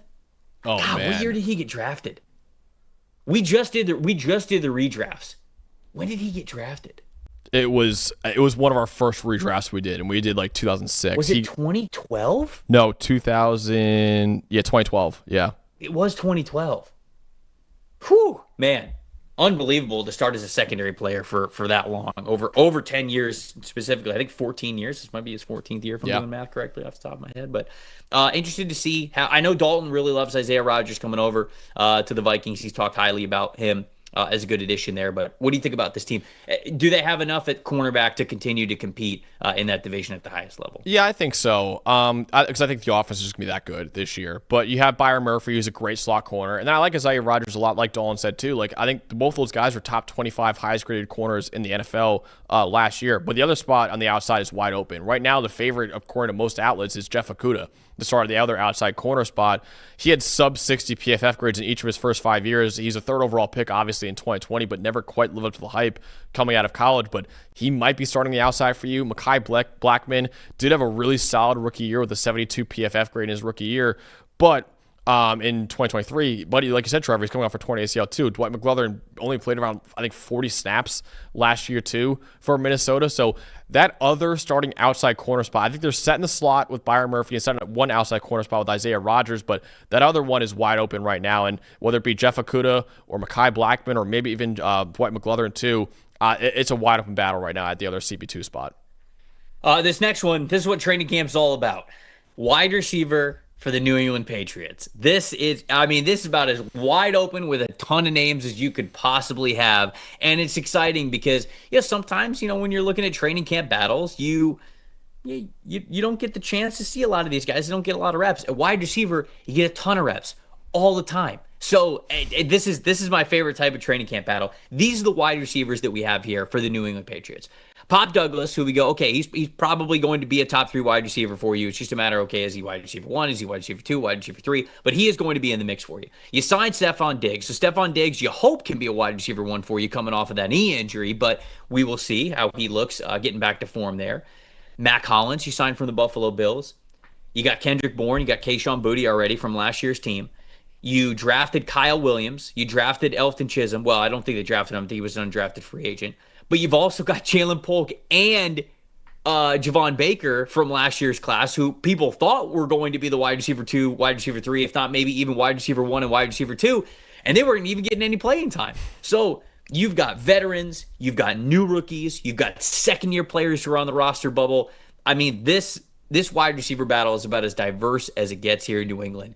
And for an offense that has Drake May, who they're desperately going to try to find who his go-to connection is going to be this season, there's going to be a lot of reps for a lot of these guys to try to figure that out. And so this is maybe the deepest, most wide open, and most true training camp battle that we have there in New England. Yeah, absolutely. They've had bottom 5 receiving grades in the NFL in each of the last 2 years, right? It's been a struggle for New England at wide receiver in recent years, and you're hoping that these new guys coming in can solidify that a little bit for Drake May as you try to find out whether or not how good Drake May really can be in that offense. And I think Stephon Diggs will start at one receiver spot. He seems to be recovering well from that torn ACL. He is 31 years old, though, but he's proven at least, even in at 31 years old, he's still a decent receiver in the NFL. Had a 79 PFF grade last year with the Texans. Pop Douglas, I think, is a pretty good slot receiver, that you have too. So those two are solidified. I think the other one, though, is completely wide open right now. I mentioned Mac Hollins, Kendrick Bourne, Kyle Williams, Jalen Polk, Javon Baker. A bunch of guys are fighting to be that other starting receiver, and then a bunch of guys are fighting to be wide receiver 4, wide receiver 5, wide receiver 6 on this team too. It is truly a wide open battle right now. I think Stephon Diggs and Pop Douglas are pretty solidified starters, but that other starting outside receiver spot is going to be wide open for New England. Yeah, okay, so let's predict it, because we always love doing this, and then we can go back at it and laugh at how wrong we were or celebrate how right we were. I think Diggs is the wide receiver 1 on this team. I think Douglas is the wide receiver 2. Yep. As much as I want to say Kyle Williams is 3, I think it'll start with Mac Hollins at 3, and then Kyle Williams will be wide receiver 4. I think they'll carry at least 5 wide receivers on the team. So I think that Kendrick Bourne will be wide receiver. Well, no, I'm going to show faith in Jalen Polk. I'm going to say Jalen Polk is wide receiver 5. I think Bourne and Boutte could get cut. I think that Baker could get cut. And then I think that Chisholm's going to be the practice squad guy. So if I had to say my 5, like if they're only going to carry 5, I would say that Diggs and Douglas are the 1 and 2. Hollins is the 3. Williams is the 4. But you could flip-flop those if you want. And then I will say that Jalen Polk is the last wide receiver to make the game day roster after the final cuts. What do you think? God, you hope so. You hope Jalen Polk make the roster. I'm almost just out of hope, just hoping that would be the case. Yeah, so that's a second round pick down the drain. I know, obviously, Mike Vrabel wasn't there to take him, but I mean that's a second round pick down the drain in 2024, just 2 years ago. If you do that, so you're hoping he makes the roster, and then I'm with you. I think Diggs is the number 1, Douglas is number 2, probably Mac Hollins. I'm with you. Starts off at number 3, but I can see Kyle Williams take that job very quickly, and then Jalen Polk stays on the roster. And then Kendrick Bourne maybe 2. Yeah, I'm with you. I think those are the 5 I would say too. But yeah, Boutte played decent last year, if I remember correctly. Yeah, I think he did. Drake in the chat saying Boutte deserves that roster spot. Yeah, I mean, I think he's okay. He never quite lived up to the hype we had coming out of LSU, at least after his sophomore year of LSU. I should say he had a great sophomore year at LSU. He's a borderline one. He could absolutely, because right now I think a lot of depth charts he's listed as a number 2 guy in the depth chart. So maybe he could be one of those 6 guys that gets kept there. But yeah, I think him and Jalen Polk really could be fighting for that spot right now. Walt saying avocado bread, tuna, ham, cheese melt. Discuss.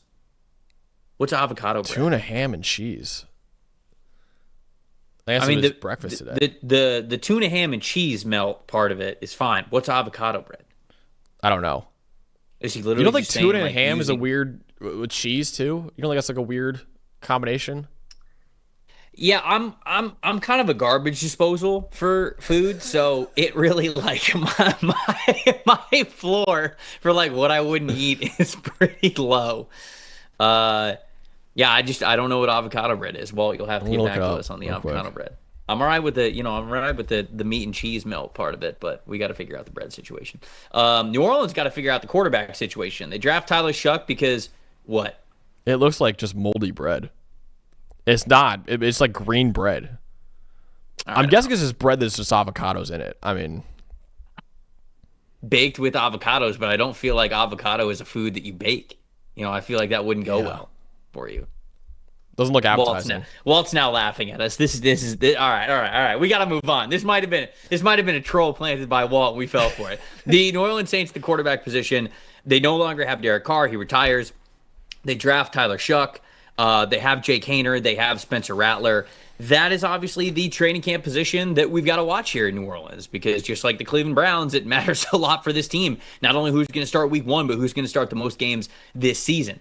Do you have a leaning one way or the other? Do you feel like it's going to be the incumbent in Spencer Rattler because he was able to start a little bit last year? Do you think they're totally going to turn the page and just go straight to Tyler Shuck because it's a new offense, right? It's a new offense, new offensive coordinator, new head coach in Kellen Moore. What do you think happens on this team? I think because it's a new head coach and new OC, they're going to go with Tyler Shuck. That's the guy they drafted in the second round of the draft. He had the 5th best passing grade in the country last year while at Louisville. And listen, Rattler coming out in his rookie year didn't look that great, right? He had a 52 grade on about 400 snaps last year and 6 starts. So it's not like he blew you away in those 6 starts last year either. I believe Shuck will be the starter. He obviously has to still win that job, though, over Rattler. But if I had to make a lean right now, I think Tyler Shuck will be the week 1 starter as a rookie. I do agree with you. Somebody in the chat who is saying this. Oh, Brandon's saying they're putting themselves in position to draft a Manning next year. That might be true. That could be the case there. I also think that Tyler Shuck probably gets the start there for the New Orleans Saints, but I don't really think that the Saints are going to play well this year, no matter what. So, and Trev, I think all the talk right now is about Arch staying in school for another year. But if New Orleans does get the number 1 overall pick, there might be some talks in that family saying we're all from Louisiana. Didn't Archie not end well with the Saints? I don't know. He's like their 2nd greatest quarterback of all time behind Drew Brees. No, for sure. Yeah, for sure. But I felt like it didn't end on I don't know. great terms there. We'll have to pull up the 1970 PFF NFL show archives to see what they said about that back then. It's still Sam and Steve. All right, so let's go to the New York Giants. So for the New York Giants, we have offensive guard written here. Aaron Stinney, John Runyon, Greg Van Roten, Evan Neal, even who you're throwing in this mix, obviously with him. Marcus Bowe, who they draft him and say that he's going to be offensive tackle, but I think he could be an interior player as well. Might not have that length to play offensive tackle the way that you want. I know that Greg Van Roten wasn't their number 1 strategy, but they kind of struck out in free agency and they sort of brought him back just because of the continuity there. So I do think it's a wide open competition between both of those guard spots, but specifically one of them, at least that right guard spot, to see who's going to win that one. I have another one after this, but just your thoughts overall on that offensive line for the Giants. I didn't feel like it was a good offensive line last year, and they didn't really get better along that offensive line. So what do you think about that group? Yeah, you brought back both your starters, but both of Van Roten and Runyon were outside the top 40 in PFF grade. Now the question is, Evan Neal, who struggled mightily at tackle, is now playing guard this year. Now he's currently not slated to start at guard, but this is a former top 10 pick that I'm sure Joe Shane and Brian Dable still want to get value out of, and maybe they're hoping that he can play guard for them this year and start at guard for them this year. But he's had sub 65 grades in every year of his career so far. So, yeah, you brought back both your starters who are both okay, decent players, but Evan Neal now playing guard coming in from tackle, that's what I'm really interested in is can Evan Neal take one of those spots and finally deliver, maybe not as on the top 10, a hype that he had coming out of Alabama, but can he finally play like a guy that you drafted in the first round of the draft?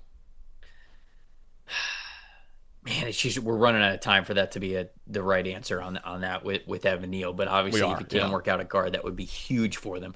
I'll also shout out, I think that this is a big training camp for Kayvon Thibodeau, right? Yes. Because, whether it's long-term plans, which I don't know if it can be, right? What's his contract situation? Hold on, let me look this up. They haven't re-signed him yet. Yeah, but they is this the last year? The 5th year, right? I think they declined the 5th-year option on him, didn't they? Let me make sure that I have this correct here. So he has the club option in 2026. Did they say no to it? Oh, they picked up the 5th-year option. Sorry. Yeah, I was going to say, I don't know why they would have said no to it. I think they would have picked it up. So they picked up the club option. So they got 2 more years for him. He's a $9.9 million cap hit this year, and that only goes up to 14.7 the next year. But I think this training camp is going to be interesting because if Thibodeau can't really stand out either against Abdul Carter at the true edge spot opposite Brian Burns, or even just as a sort of this amoeba pass rusher, he can rush from a stand-up alignment in the A gaps, he can rush from the edge, like just using him basically everywhere. If he can't really stand out and hold that value at that spot, I think they trade him. Yeah. Right. I think they trade him in the middle of the season. So this is also a big time training camp battle, not just for the Giants defensive line specifically, but also the long term of the Giants defensive line. Like, does Thibodeau look good enough, and do they feel good about keeping all 3 of those pass rushers there to where, okay, we're going to let the trade deadline go by? Or is it like, hey, we think that he's talented, we just don't really like him as this sort of versatile piece, or maybe they move Carter into that versatile piece role. I'm not sure. So I think that that's really the conversation there with the New York Giants. For the New York Jets, a lot of the roster, like I guess wide receiver after Garrett Wilson, right? Like they have Josh Reynolds, they have Alan Lazard, but like does Malachi Corley get in that group? Does Arian Smith get in that group? I know they brought in Tyler Johnson as well. Like, what does that look like for wide receiver 2 after Garrett Wilson? But I just don't love the competition there. They brought in Josh Myers at center, so maybe there's a competition at center between him and Joe Tippmann, but I feel like Joe Tippmann's that guy. Tight end, too, like, yeah, I think there could be a competition between, like, Jeremy Ruckert, Stone Smart, and Mason Taylor, but Mason Taylor's the guy to get that job. Yeah. Really, I think running back. Running back would be my answer here for the Jets, because it's not a foregone conclusion that they're just going to invest in Breece Hall.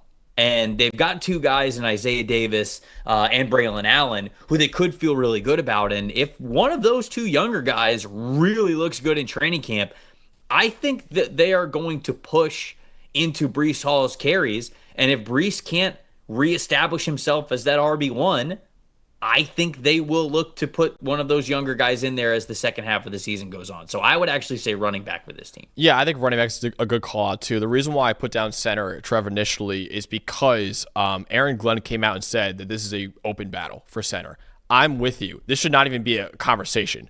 Joe Tippmann was the 8th highest graded center in the NFL last year in his second year in the NFL.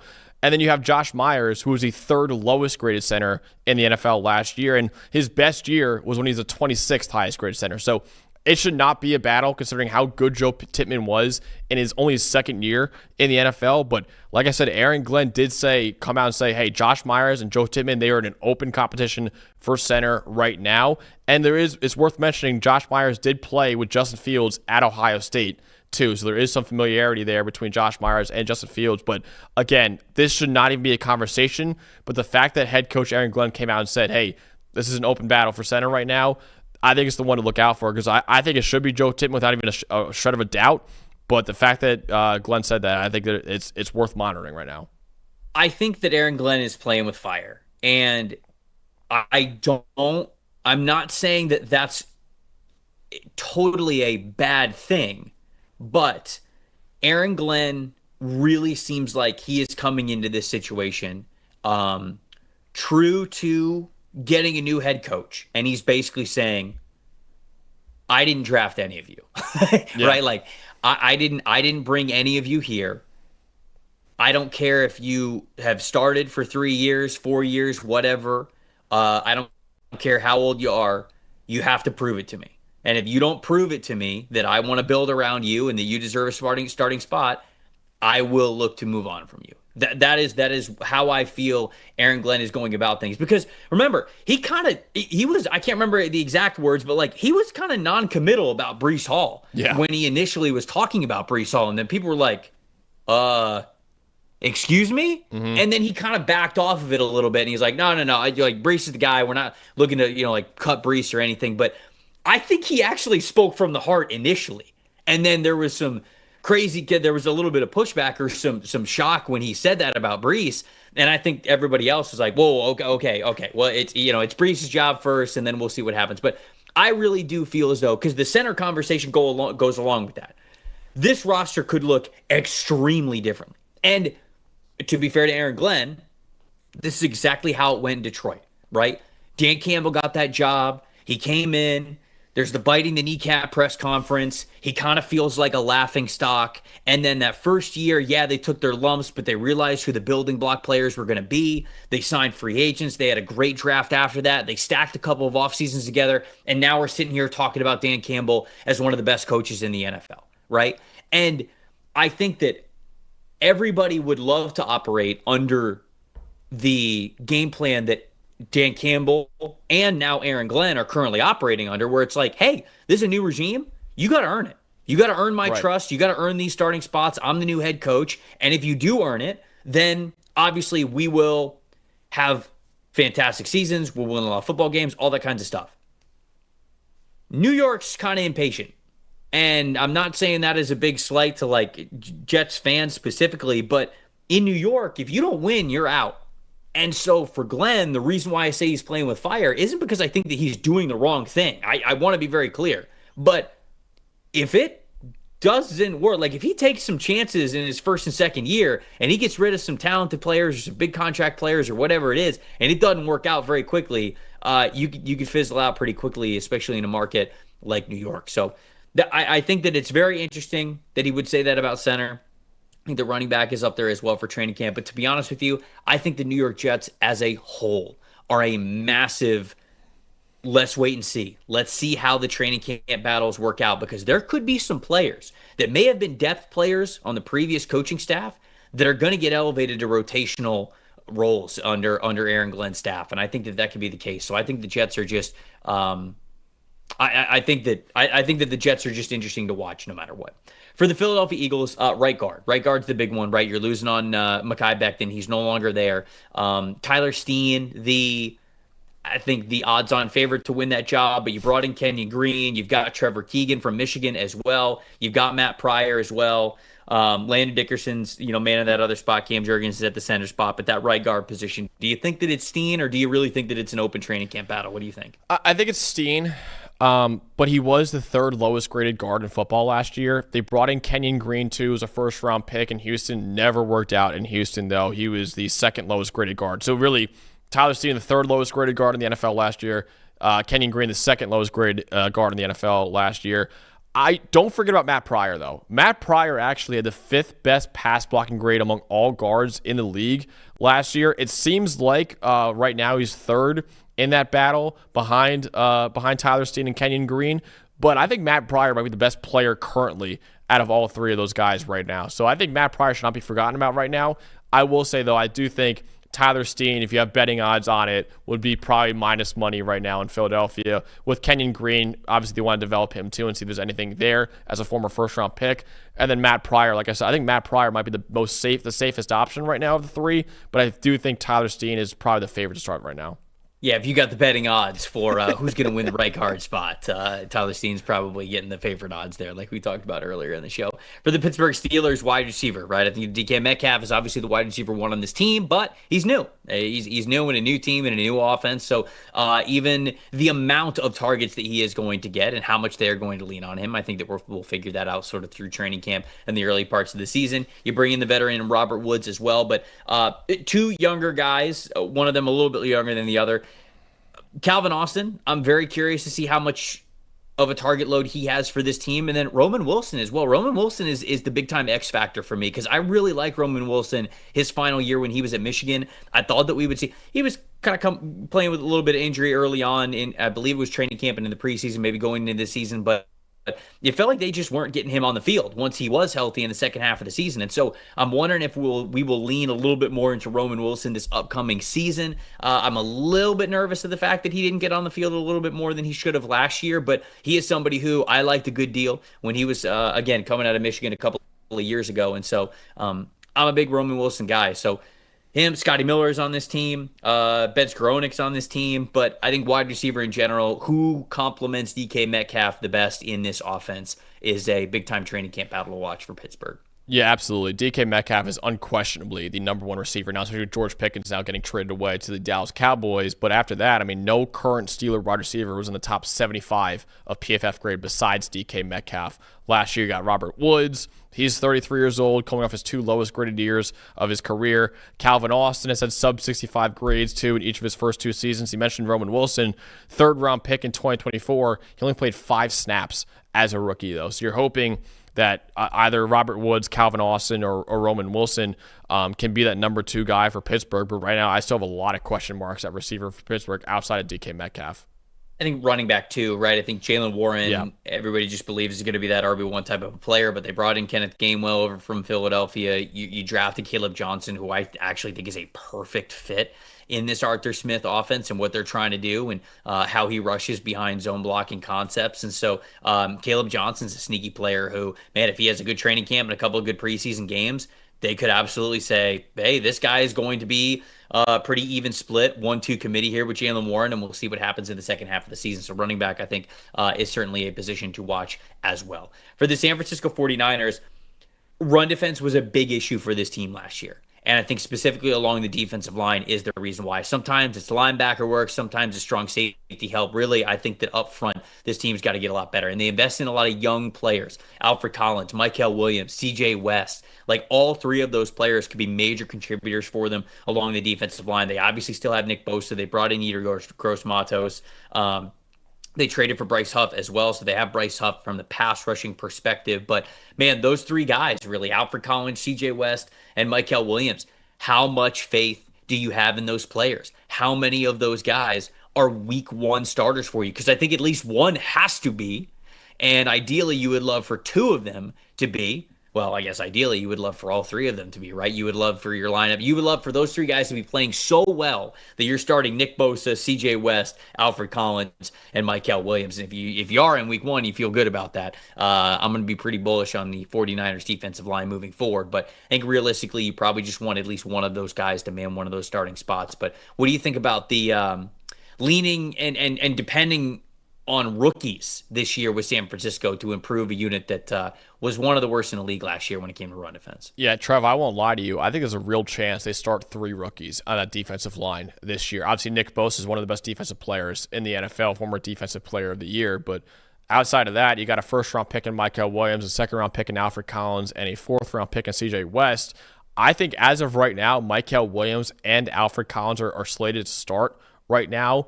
And then after that, Jordan Elliott is probably the other D tackle favorite to start right now, but he was 97th among all D tackles in the NFL last year with a 47.1 PFF grade. I think there's a real chance CJ West beats him out in training camp, and you see 3 starters out of the 4 on San Francisco's D-line be rookies next year. So I think at least Mykel Williams and Alfred Collins are going to start, and CJ West is a real chance to beat out Jordan Elliott for that other D tackle spot.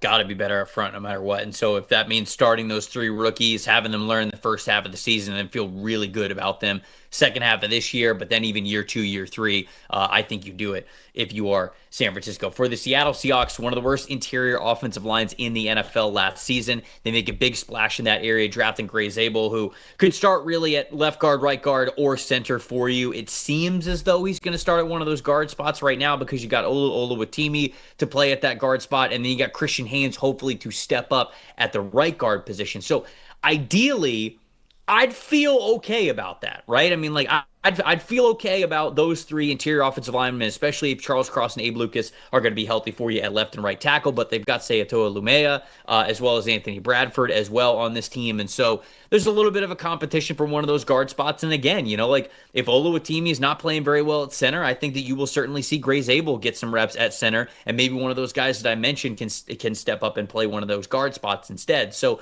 it's not spoken for. I think they'll have a, week one, with this being the first week of training camp, I think that Oluwatimi at center, Zabel at guard, Haynes at guard, those two guys, or sorry, those three guys will be the starting unit for them. But I think they'll switch it up and they'll go with a lot of different combinations to see whatever their best five is. Yeah, I think Gray Zabel is probably going to start at left guard and Oluwatimi at center. But you mentioned Oluwatimi has been just kind of an average center, if not below average center, throughout his career so far. And then right guard is completely up for grabs right now. I think Christian Haynes is probably the favorite to start right now. But Seattle did not have a guard last year with even a 60 PFF grade. And Christian Haynes last year had a 48.5 grade as a rookie on 167 snaps. You're hoping as a second-year player you can make that next jump.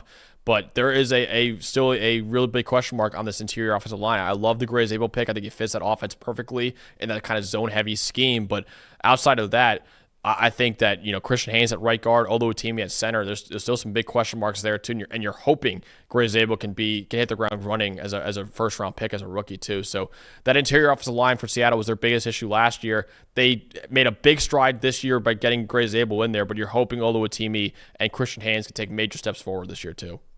So for the Tampa Bay Buccaneers, recent developments would tell you that it's left tackle, right? Because Tristan Wirfs underwent knee surgeries, probably going to start the season on the PUP list, and that means he's at least missing the first 4 weeks. Now, I don't, the practice window will open up for him after injury, and I think the rules are the same there, so we'll have a couple of weeks after that, but it's who knows? Maybe he'll be back week 5. Maybe he won't be back until the middle of the season. You're certainly hoping that you're getting him back sometime in the first half of the year. But now all of a sudden you've got question marks at left tackle because Luke Gedicke's starting at right. You're not going to flip him over. Cody Mock, it was much better at guard last year. Graham Barton was great at center. He's going to take that next step. Ben Bredesen they brought back in free agency. And so, I mean, if you were going to get super creative, I mean, maybe you put Klein at center and kick out Barton to left tackle, but I think it's much more likely that Charlie Heck is probably just the guy who's going to start for them at left tackle while Tristan Wirfs is out. I don't think they're going to want to mess with the rest of that lineup, and so I think it really just becomes which one of their backup offensive tackles is going to play best. They brought in Charlie Heck, and I feel like he's just the easy answer there because they don't really have anybody else sort of like waiting in the wings that has started or gotten experience elsewhere around the league. So he feels like, I don't know if it feels like less of a training camp battle, but it's almost like, is this good enough? That's really, it's more of like a training camp monitoring for the Tampa Bay Buccaneers, who are going for yet another division title this year with a lot of the same pieces back. But man, Tristan Wirfs is one of the best pieces they got, so replacing him is going to be very tough. Yeah, Charlie Heck, I think, is the favorite to start right now. I'd be surprised if he's not the starting left tackle week 1 with Wirfs out, probably at least first 4 weeks with an injury. But Heck has had sub-60 grades in each of his 5 seasons so far. Really, the question for me is, can Heck play at a serviceable level to survive the first few weeks of the year without Tristan Wirfs? Or do you dip into the free agent market for maybe a guy like Jedrick Wills is still a free agent right now? I know he wasn't great in Cleveland, but maybe you'll go after a guy like him and come and play for a first few games. It's really about, can Heck show enough in training camp to say, okay, he can survive 4 games as our starting left tackle before Wirfs comes back from injury? Or do we got to look at the free agent pool or maybe even trade for someone to get someone come in here and just for them to play? Because Tampa Bay, Trevor, like they still have playoff aspirations this year, right? It's not like they say, oh, well, we're not going to be very good anyway, so we just put out whoever at left tackle and whatever happens. They still want to make the playoffs this year. So they really don't want to have just nothing at left tackle for the first 4 or 5 games or maybe even longer and struggle in those games because of it. So really it's about, can Heck survive at left tackle, or do they have to find another guy to come into the building, whether it be a free agent or someone they trade for? Yeah, they're going for their 5th division title in a row, which would be the NFC South record, I believe, because the Saints won it from 2017 to 2020, so they won it those 4 years in a row.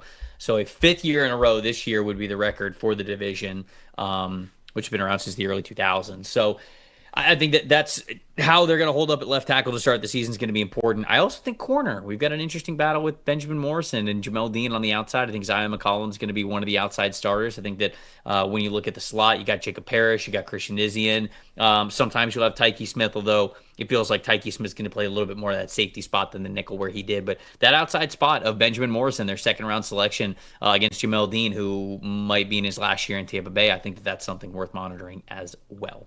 For the Tennessee Titans, I think a lot of the roster is honestly like a training camp battle. A lot of these guys are trying to compete for like wide receiver, for example. Like who's wide receiver 2 after Calvin Ridley, right? I mean, you got Tyler Lockett, you got Xavier Restrepo, you got El Maynor, Van Jefferson, Shimmery DK, like Traylon Burks. Who is wide receiver 2 after Calvin Ridley? I think that's a training camp battle there.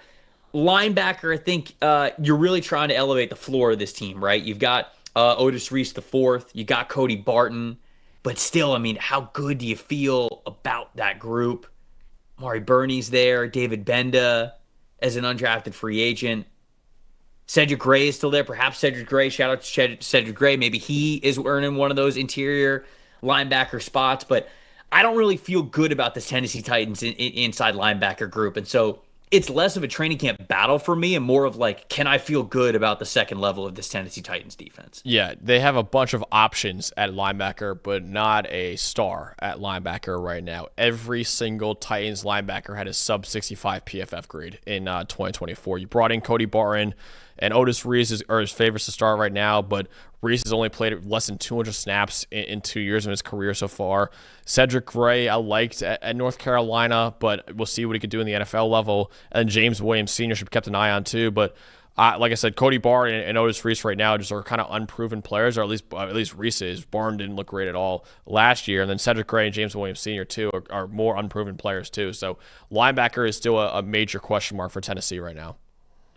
Backup quarterback now with the news this morning of Will Levis is going to miss the entire 2025 season. So backup quarterback, certainly a training camp battle. Right now they got Brandon Allen. They have Tim Boyle. I'm sure they'll bring in another quarterback now that Levis is going to be out for the season. But that backup quarterback spot, obviously Cam Ward is going to start for this team. For Washington, the final team, we're looking at their offensive line. And I think it really comes down to 2 moves, right? I mean, Sam Cosmi missing a good chunk of the first half of the season as he got hurt late in the year last year, and he'll be recovering from that knee injury. And then Laramie Tunsil as well, right? You make the splash play, you go trade for Laramie Tunsil. Okay, where does Brandon Coleman fit into that? You've got Tyler Biadasz as well, Andrew Wiley, Josh Connerly Jr., who you drafted in the first round, who I know they feel really good about. How does that offensive line shake out, right? Is Wiley going to play at that tackle spot? Or are you going to move him inside to maybe play guard where Sam Cosmi was? Do you feel good about Brandon Coleman playing at the other guard spot? Is Josh Connerly ready to play at right tackle opposite Laramie Tunsil? I think those are the questions. Ideally, Max, I think that they would like for this offensive line to be starting from left to right. Laramie Tunsil, Brandon Coleman, Tyler Biadasz.